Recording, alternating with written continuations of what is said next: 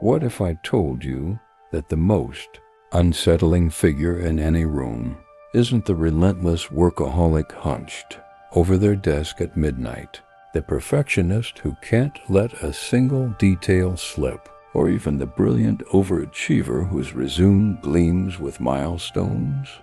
What if the real enigma is the person you'd least expect, the one others casually dismiss as lazy, the one who seems detached from the urgency of the world, drifting in and out of conversations, scribbling half-finished ideas in a battered notebook, then vanishing into the recesses of their own thoughts for hours? They carry dreams so vast they almost seem absurd, yet they never appear to sprint toward them. Society stamps them with the label of unmotivated, unproductive, even a waste of potential. But Carl Jung saw something different, something far more disquieting. He believed that these individuals, this paradox of laziness and ambition, hold a dangerous kind of power. Imagine stepping into a cafe. To your left, a woman sits with perfect posture, surrounded by spreadsheets, a calendar app blinking with reminders, and a planner crammed with color-coded tabs. She emanates structure, control, efficiency, the embodiment of modern productivity. To your right, a man leans back in his chair, staring at the ceiling as if the world beyond it is more compelling than the one in front of him. His coffee has gone cold. His phone scrolls idly in his hand. To the casual observer, he looks like a drifter wasting time. Now, be honest, if you had to wager on who will change the future, wouldn't your instincts lean toward her? She's organized, she's active, she's ticking boxes. But what if your instincts deceive you? What if the man who seems absent is silently reimagining the future of transportation while she's fine-tuning her LinkedIn profile? What if behind his stillness lies a storm of ideas, answers to questions the rest of us haven't even thought to ask yet? That thought makes people uncomfortable, doesn't it? Because it challenges the narrative society feeds. Use that success as the reward of the busiest, the most visibly industrious. Jung spent decades examining figures like this. He realized that they unsettle us not because they lack drive, but because they operate on an entirely different wavelength. They refuse to be bound by the rules of hustle culture. They live in a rhythm we can't decode, one where breakthroughs are born not from constant motion, but from deliberate stillness, from wandering consciousness. They are players in a game most of us don't even realize exists. And once you recognize the game, once you understand what fuels these so-called lazy visionaries, you may never look at ambition or yourself the same way again. Consider the paradox for a moment. The man we casually brand as lazy, the one who drifts through days as though he has endless time, often carries within him kind of ambition that burns brighter than any relentless worker's checklist. His dreams stretch beyond the horizon, further than what most of us would dare to imagine. He envisions futures that could topple entire industries, reshape societies, and redefine the human experience. And yet he may not stir from bed until noon, unhurried, indifferent to the ticking clock that enslaves the rest of us. He might be the one destined to alter the trajectory of the world, and still he doesn't bother ironing his shirt or following the rituals of order and polish that we worship as prerequisites for greatness. He sees opportunity glimmering in places others overlook, yet his hands do not rush to grasp it. This contradiction unsettles us because it exposes a secret most don't want to confront. Perhaps true brilliance doesn't require alarm clocks set at 5 a.m. Perhaps ambition doesn't demand calendars packed to the brim. Perhaps the entire exhausting race we've been sprinting is little more than smoke and mirrors. And if that is true, if our restless pursuit of productivity has been nothing but shadow chasing, then what exactly have we been running toward? Carl Jung had a word for the strange unease that rises in you when you meet such a person. It isn't laziness you're recoiling from. It's shadow, the hidden part of the psyche, the aspects of yourself that you deny, repress, or fear. And in modern culture, one shadow looms larger than all the rest, the terror of being useless. That terror drives us more than passion ever could. We document our hustle online, polishing our feeds to show evidence of effort. We worship productivity as if it were salvation, not because it brings us peace, but because the alternative, the possibility of stopping, of resting, of simply being feels like death.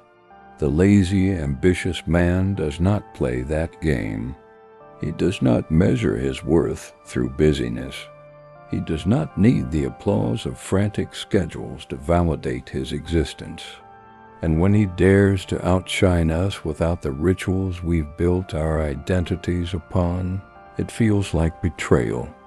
It feels like he's mocking us, exposing our efforts as theater, and forcing us to ask questions we'd rather avoid. When was the last time you did something not for gain, not for approval, not for how polished it might look on a resume or a profile, but simply because it called to you? Simply because it made you feel alive? If you cannot remember, that is not an accident. That is the sickness of our age. We have become so consumed with proving ourselves that we've lost sight of what actually feeds the soul. And here is where Jung's insight cuts like a blade. The unconscious, the wandering, unstructured, dream-soaked mind is infinitely more fertile than the conscious grind we idolize. Creativity is not born from compulsion. It is born from freedom. History is littered with proof. Einstein dreaming up relativity while drifting through idle thought experiments. Tesla pacing on solitary walks, conjuring entire machines in the silence of his mind. Jung himself shaping an entire discipline, not through constant output, but through years of quiet confrontation with his inner world. What the world saw as idleness was not wasted time. It was incubation. It was the gestation of vision, the weaving together of threads too subtle for the conscious mind to notice. While society scoffed at their so-called laziness, these men were tapping into the deep, hidden machinery of creation itself. That is the paradox. The silence that looks empty to us is, in truth, a furnace, and those who dwell in it, those we dismiss as lazy, may in fact be the ones carrying the future. This is why the so-called lazy, ambitious man seems to pull ideas out of thin air. To the outside world, his insights arrive like lightning, with no storm to announce them. But the truth is, they don't come from endless grind or the constant turning of the wheel. They rise from a deeper intelligence simmering beneath the surface, waiting for its own moment to break through. And here's the secret most people can't stand to face. This process cannot be managed, optimized, or forced into any framework. It cannot be squeezed into deadlines or manufactured through productivity hacks. It emerges on its own terms as if answering to a rhythm beyond human schedules. That is why he unsettles society. He stands as living proof that the greatest breakthroughs cannot be standardized or industrialized. He taps into a realm that no system, no institution, no rigid structure can ever domesticate. But the fear runs deeper than that, because this isn't just about one man and his way of thinking, it's about the fragility of control. Our entire world rests on a single story, that your worth equals your productivity. Schools train us not to think, but to obey, disguising conformity as education. Jobs demand our hours as proof of value, even when those hours produce nothing real. Consumer culture tells us to optimize every minute, every habit, every aspect of our being, so we can remain efficient little engines, always fueling the machine. And then enters the lazy, ambitious man with his disarming, forbidden question, why? Why should he bend his natural rhythm to someone else's timetable? Why trade the richness of his present for an abstract promise of future approval? Why exhaust his life in service to a system that feeds on his obedience? His refusal is not passive, it is dangerous, because unpredictability is the greatest threat to a structure that survives only on compliance. And here comes the unsettling possibility. What if he's right? What if ambition without anxiety produces better results than ambition shackled to stress? What if calm pursuit creates more enduring achievements than desperate grinding ever could? If that's true, then millions of people have been running themselves ragged for nothing, sacrificing joy, health, and years of their lives in loyalty to a system designed not to liberate them, but to keep them tame. The lazy, ambitious man is living evidence of another way, and that evidence is explosive because it doesn't just question the system that threatens its very foundation. This is not mere speculation. Jung himself embodied this paradox. His peers often scorned him, accusing him of wasting his brilliance, calling his wandering mind unscientific, even mystical.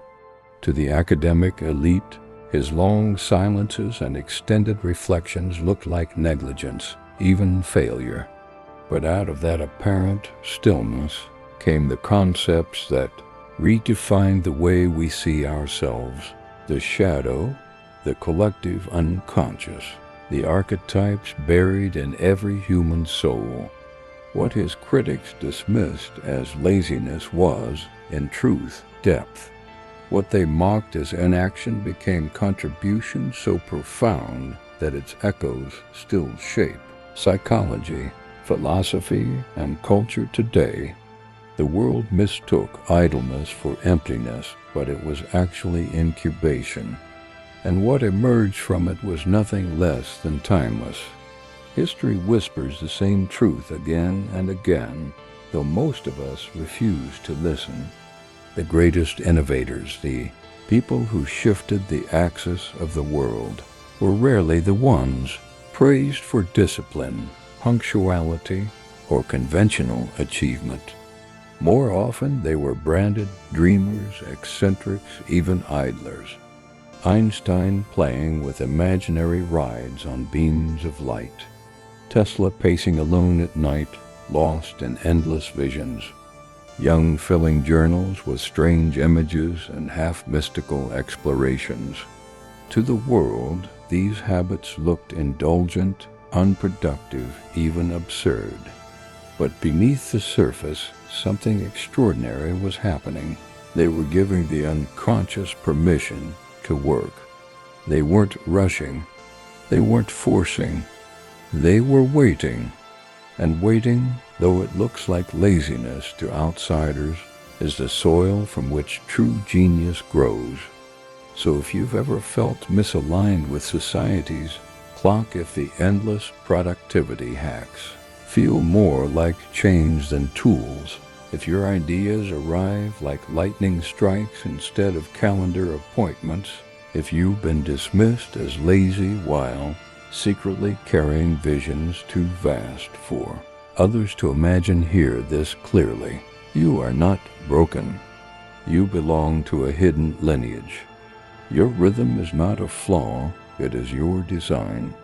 The question is not whether you are capable, but whether you have the courage to trust that design.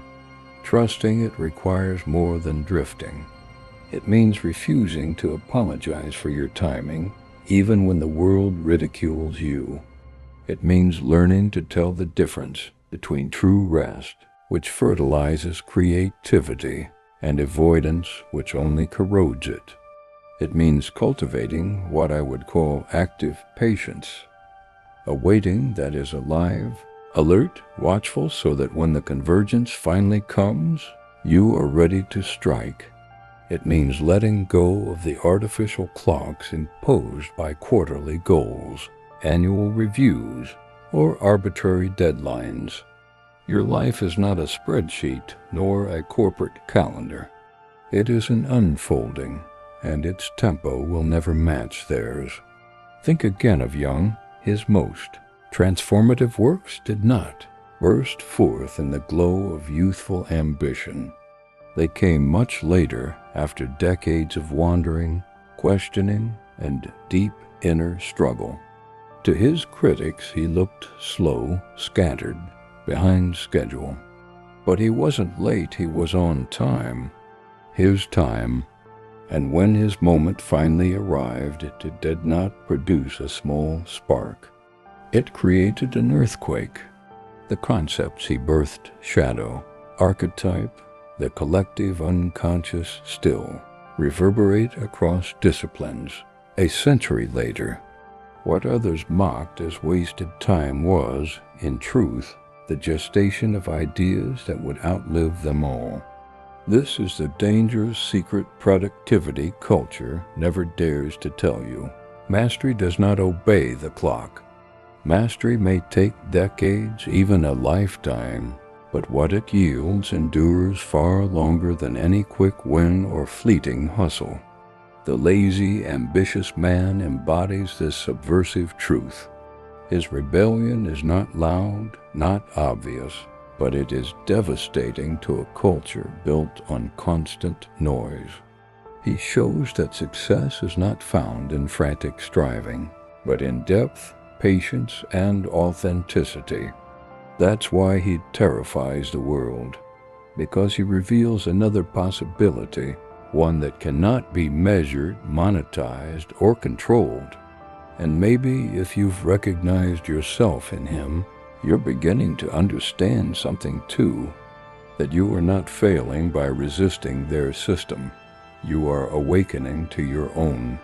So here is the real challenge. Will you keep contorting yourself to fit the machinery of their schedules, forever trying to prove you are enough? Or will you dare to trust the rhythm that unsettles them precisely because it cannot be tamed? Jung once wrote, "Your vision becomes clear when you look into your own heart. Who looks outside dreams, who looks inside awakens." Perhaps the world has been dreaming long enough. Perhaps it is finally your turn to awaken.